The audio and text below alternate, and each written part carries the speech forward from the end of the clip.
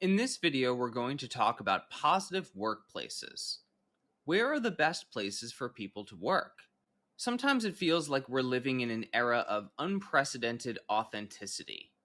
Some commentators, influencers, and pop psychologists will give a prescription for the workplace that seems a bit counterintuitive.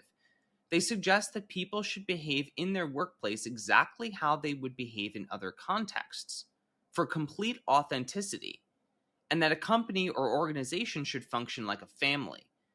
While these ideas might sound appealing to some, there's good reason to be skeptical and push back against these ideas, as they may have unintended consequences. In the words of organizational psychologist Adam Grant, "Dear managers, a company is not a family.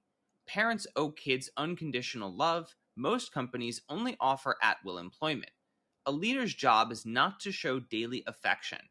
It's to give people pay and purpose, support their success, and care about their well-being." Adam Grant also expressed a similar skepticism towards this mindset in a New York Times article in which he interviewed Herminia Ibarra, a professor of organizational behavior at London Business School. She said one of the problems with the "bring your whole self to work" framing is that it's narcissistic. What about taking an interest in the other person? Sure enough, some evidence suggests that being authentic hurts people who are low in concern for others. They're less liked and receive poorer performance reviews. Authenticity without empathy is selfish. Of course, we should be true to our values, but one of those values should probably be caring about others. Knowing this, what actually makes a good workplace? One variable is a sense of personal control over day-to-day tasks. Sometimes people feel overburdened by bureaucracy, and that can be very painful in a workplace environment, such as when there's pointless rules and regulations or unnecessary paperwork. Having control over your job means having some discretion in how to best tackle problems, apply skills, and envision outcomes. Another aspect of positive workplaces is for workers to metaphorically wear a variety of hats. This means it's not doing the same tasks again and again every day. It's rotating through several different jobs throughout the course of a day. A third positive workplace variable is having supportive managers and supervisors. Good supervisors are approachable, show interest in their employees, and encourage worker development. Your textbook authors offer the hilarious example of Michael Scott in the TV show The Office as someone who comedically does all of the things that a stereotypical bad boss would do. Here are three more aspects of a positive workplace.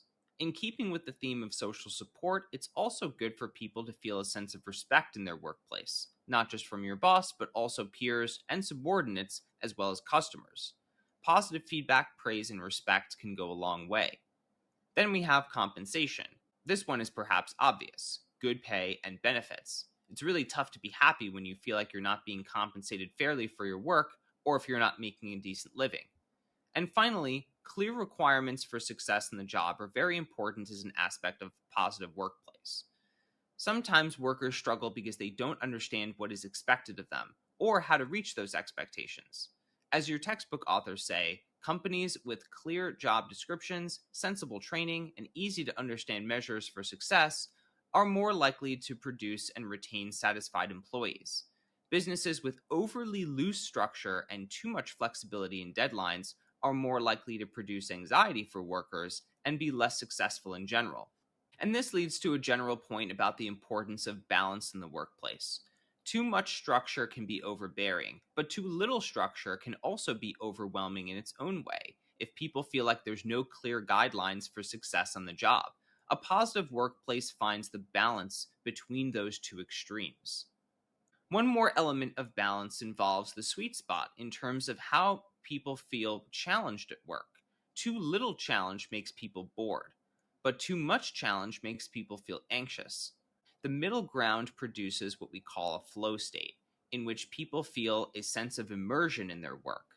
When people are in the flow state regularly at their jobs, their life satisfaction and well-being increase as a result.